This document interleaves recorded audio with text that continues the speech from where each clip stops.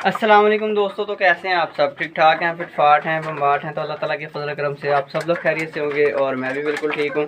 और दोस्तों, आज का जो हमारा टॉपिक है वो बड़ा इंपॉर्टेंट होने वाला है। उससे पहले मैंने आपसे एक बात शेयर करनी थी कि जो हमने मिनी ज़ू नया बनाया है उसके लिए हमें आपकी बहुत ज़्यादा सपोर्ट की ज़रूरत है। जैसे आप यहाँ पे हमें सपोर्ट करते हैं वैसे वहाँ पे भी करें। हमने वहाँ पे बेशुमार परिंदे रखे हैं, उसके साथ साथ बहुत ही खूबसूरत हमने सेटअप बनाया है। उस पर भी आपने सपोर्ट करना है और उसकी वीडियोस भी आपको इस चैनल पे मिल जाएंगी। और दूसरी तरफ हम चलते हैं कि क्या पोल्ट्री फार्मिंग में प्रॉफिट है या लॉस है। बहुत से लोग कमेंट्स कर रहे होते हैं और फेसबुक पे भी कमेंट्स कर रहे होते हैं, यूट्यूब पे कमेंट्स कर रहे होते हैं कि भाई पोल्ट्री फार्मिंग में प्रॉफिट बहुत कम है। तो हम क्या करें दोस्तों? कोई भी बिज़नेस है, सबसे पहले उसका आपको लॉस जहन में रखना चाहिए प्रॉफिट से भी पहले। ख़ास तौर पे जब आपका एक्सपीरियंस नहीं है, ठीक है, अगर एक्सपीरियंस नहीं है तो आपको लॉस को अपने माइंड में रखना पड़ेगा। दूसरी बात ये कि आपने कोई भी काम स्टार्ट किया है, फार्मिंग स्टार्ट की है, कोई कार का बिज़नेस स्टार्ट किया है, ठीक है, बाइक्स का बिज़नेस स्टार्ट किया है, करियाना स्टार्ट किया है, कोई जनरल स्टोर बनाया है, तो आपने क्या करना है कि हर बिज़नेस का रूल है कि वो 2 साल टाइम लेता है। 2 साल तक वो आपका टाइम लेता है और आप जो उससे लॉस आपको होता है वो असल में आपकी फ़ीस होती है, सीखने की फ़ीस, काम सीखने की फ़ीस होती है। अब काम सीखने की जो फ़ीस होती है, जिसको मैंने फ़ीस का लफ्ज़ दे दिया, लॉस के वर्ड को मैंने फ़ीस का लफ्ज़ दे दिया है, वो इसलिए दिया है कि आप जब एक दफ़ा लॉस खाएंगे तो आप दोबारा क्या करेंगे, आप दोबारा वो गलती कभी भी नहीं करेंगे।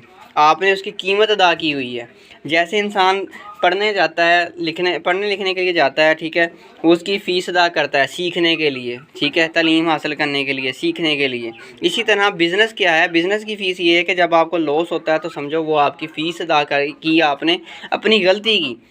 अब गलती की फ़ीस जो है वो आप 6 माह भी अदा कर सकते हैं। मतलब मिसाल के तौर पे आपको चीज़ें समझने में 6 माह भी लग सकते हैं, आपको साल भी लग सकता है, आपको 1.5 साल भी लग सकता है, हो सकता है आप 3 माह में भी सारा कुछ सीख जाएं।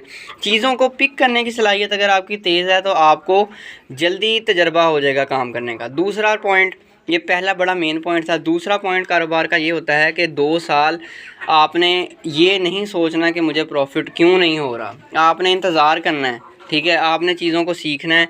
और तीसरा जो पॉइंट है वो बड़ा इम्पोर्टेंट है कि आपने इसी के प्रॉफिट को, इसी की इनकम को आपने री इन्वेस्ट लाजमी करना है।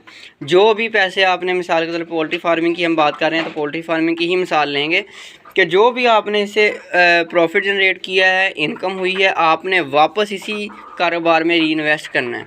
वो आपने ऐसे नहीं करना कि जो इसका प्रॉफिट हुआ वो यूज़ कर लिया और जितने पैसे बचे दोबारा से उतने पैसों का ही कारोबार स्टार्ट किया, फिर आप ग्रो नहीं कर सकेंगे। आपने इसके प्रॉफिट को भी इसमें ही री इन्वेस्ट करना है, फिर आपका काम Aahista Aahista step by step बढ़ेगा। फिर पोल्ट्री फार्मिंग में 2 चीज़ें आ जाती हैं।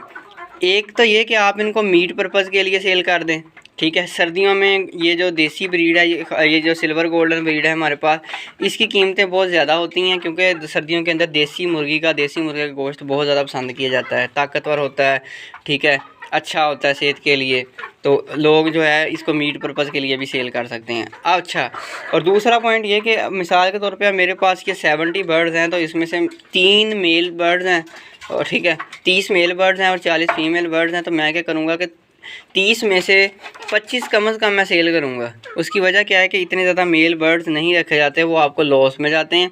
वो दाना खा रहे होते हैं, उनका और कोई काम नहीं होता, दाना खा रहे हैं और उसका आउटपुट कुछ नहीं है, वो अंडे तो दे नहीं सकता। आपने उसको सेल कर देना है मीट पर्पज़ के लिए, वो आपकी इनकम आ जाएगी। कम से कम वो 30-32 हज़ार रुपये के सेल होंगे क्योंकि मेल का जो वज़न होता है वो 2 किलो, 1.5-पौने 2 किलो भी होता है। 30-32 हज़ार मैंने आपको कम से कम बताया है।